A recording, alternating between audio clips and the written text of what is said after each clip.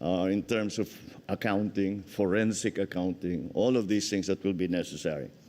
We have included Mayor Benji Magalong as a special advisor as well. There have been questions as to why Mayor Benji has been included, and the answer is very simple. When I went to Baguio, tinignan ko yung mga malabo na flood control project, ay sinalubong niya kaagad ako ng isang report.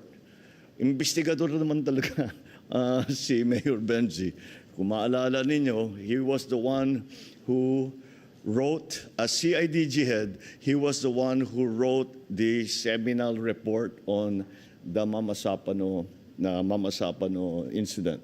And that was immediately that gave me, that's when I came to know of him and saw that he has integrity. And then again, when I went to Baguio, meron na siyang, being a good investigator, he had a very, very detailed, very good report already. So he's been working on this for a while.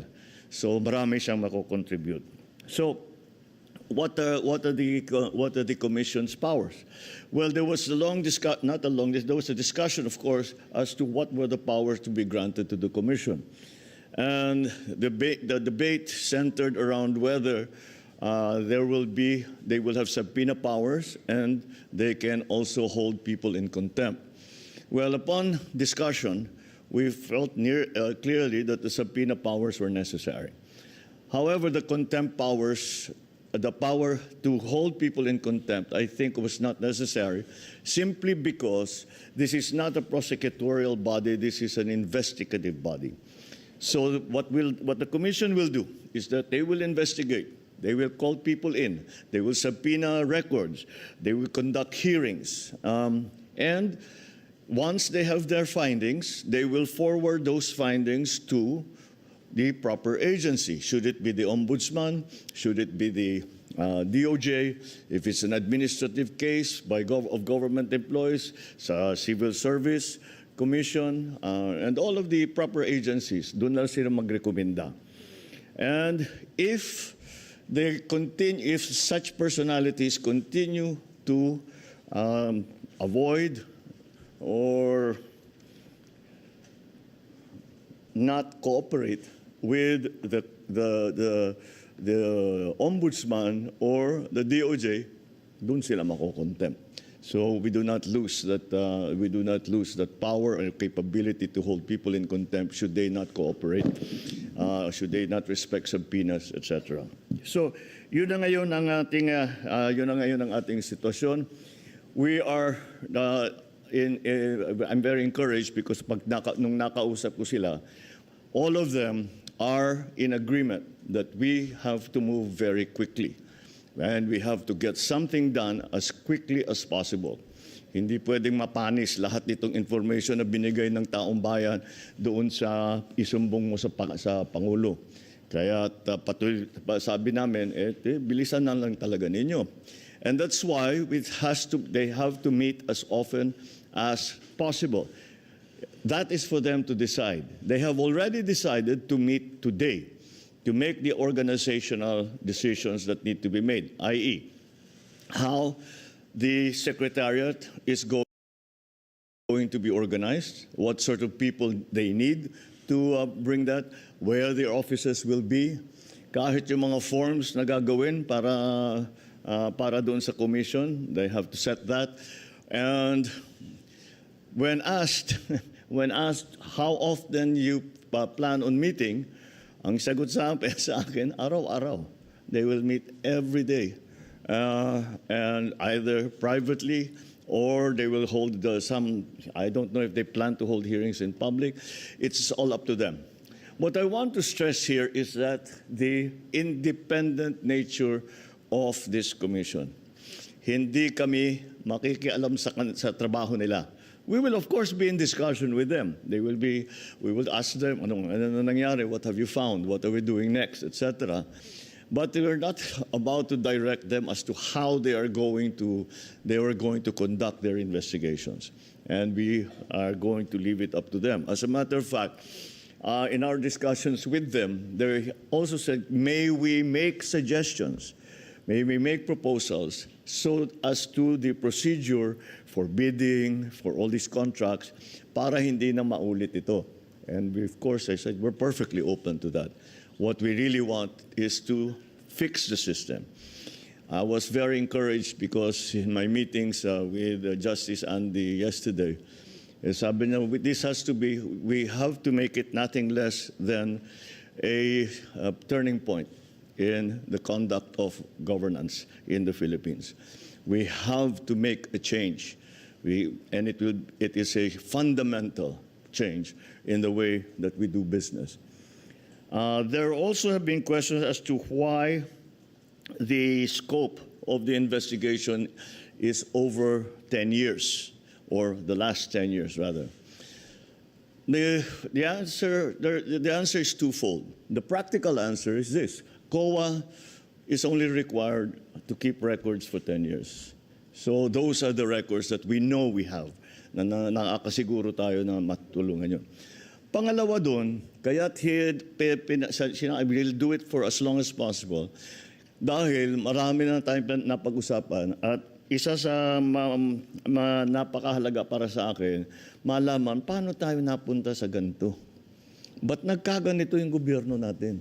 Paano nangyari ganito yung naging bidding? Paano nangyari na ganito ang naging pagbigay ng kontrata? How did this evolve? Dahil nung sa experience ko sa local governments, experience ko sa legislature, hindi naman ganito.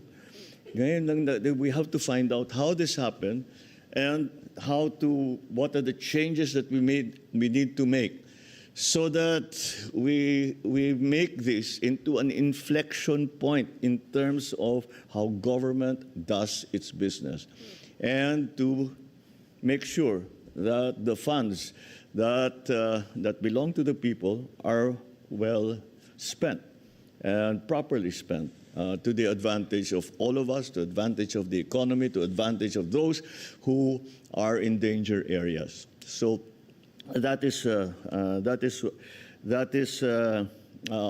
why the 10-year period, those are the two reasons basically why the 10-year period was specified.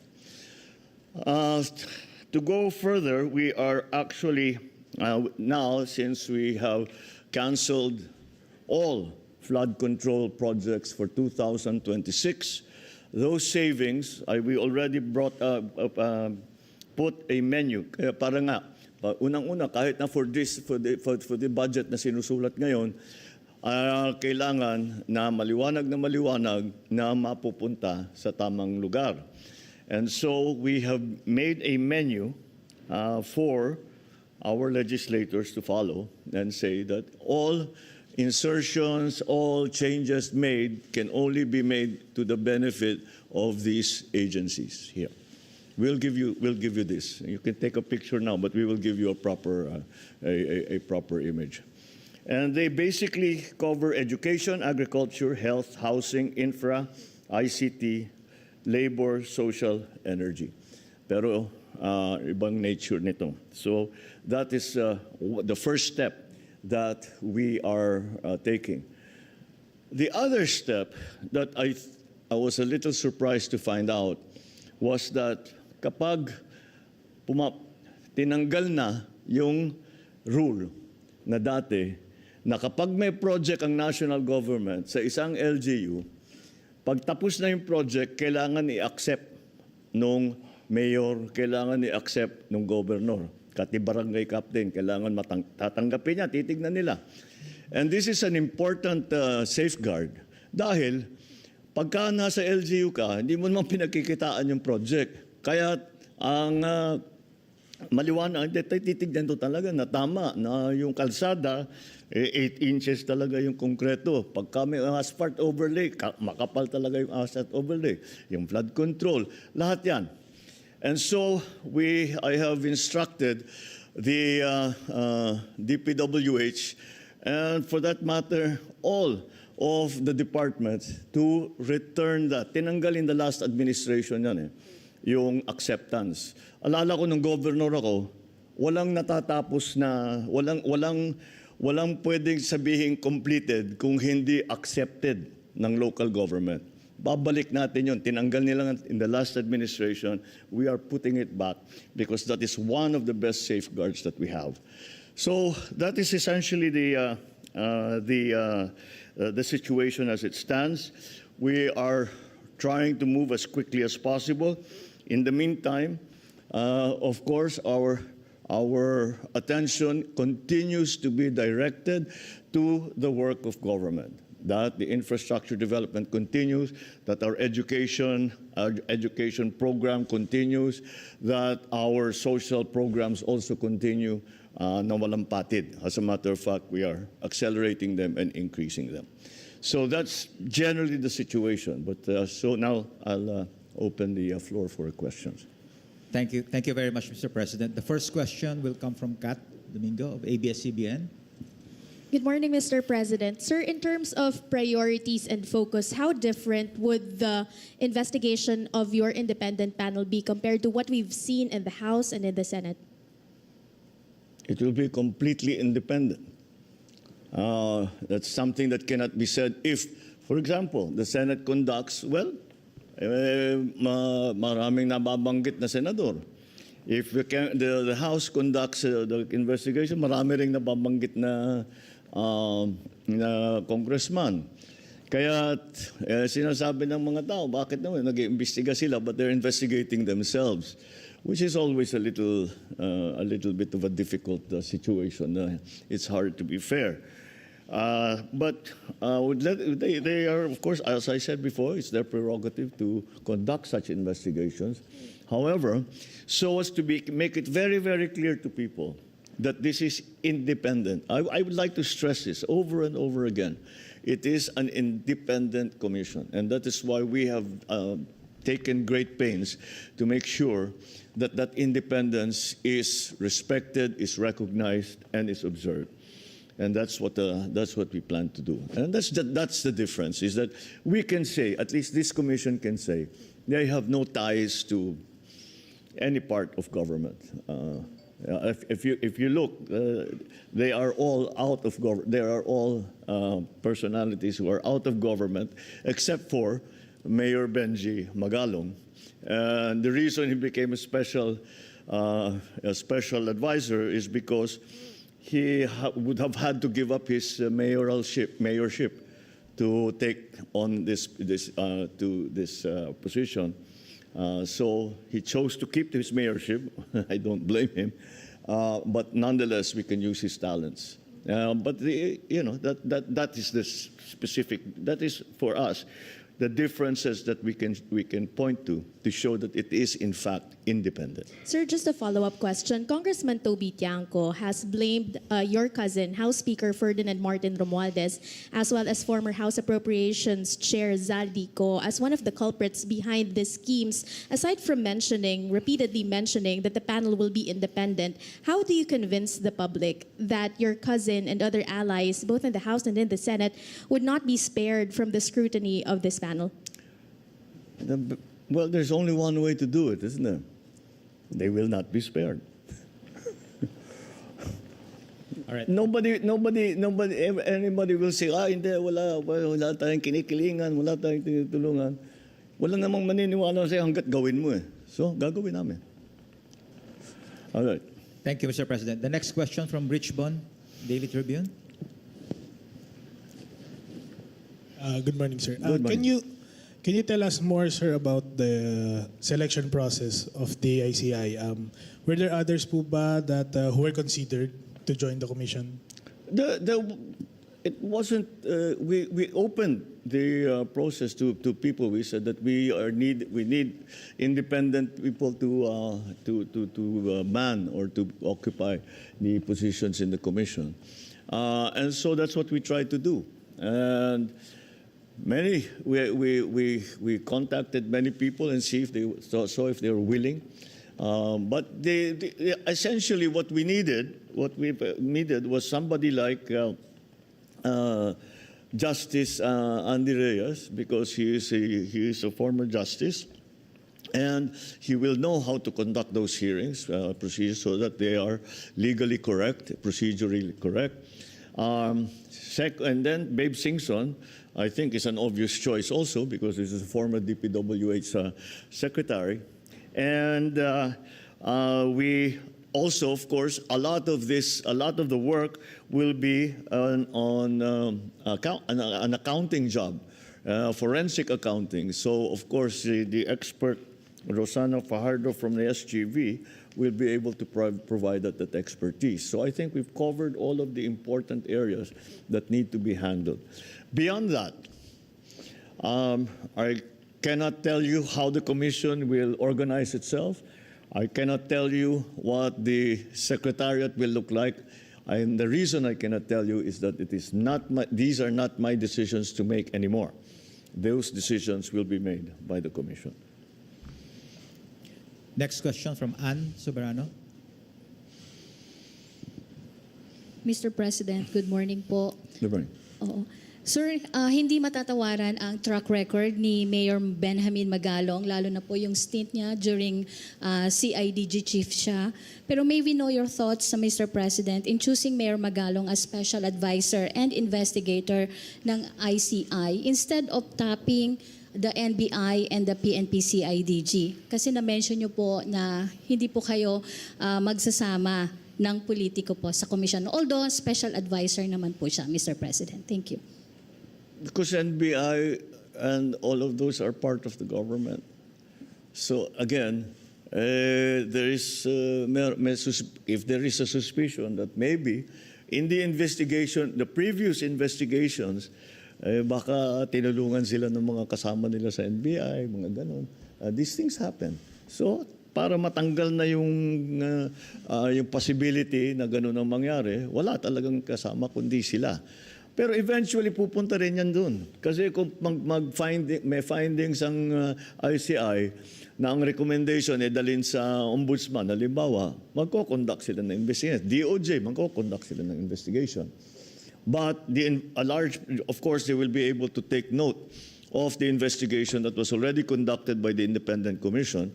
And in that case, that